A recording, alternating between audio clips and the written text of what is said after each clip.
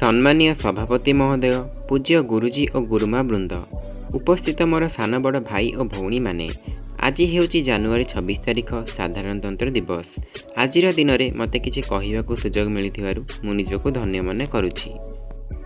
आम देश भारत 1947 मसीहा अगस्ट 15 तारिख रे स्वाधीन पाइला।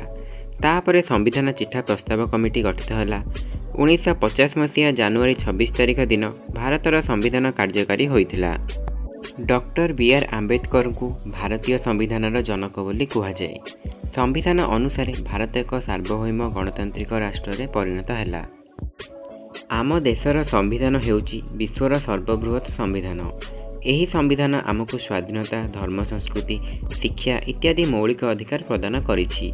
एही दिन आम देशवासी जातीय पताका उत्तोलन करने सह जातीय संगीत गान करती। आज मु एही साधारणतंत्र दिवस रे शपथ नेउछि जे मु देशर संविधानर सम्मान रक्षा करिबी। मु एतिके कहि मोर वक्तव्य शेष करुछि। जय हिंद, जय भारत। आशा करुछि भिडियोटी आपण मानकु भल लागिथिबो। जदि भल लागिथिबो लाइक, शेयर एंड सब्सक्राइब करियो जमा भी भूलिबेनी।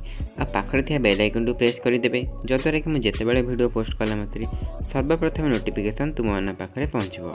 रहिली जय जगन्नाथ। नेक्स्ट वीडियो रे देखा हबा।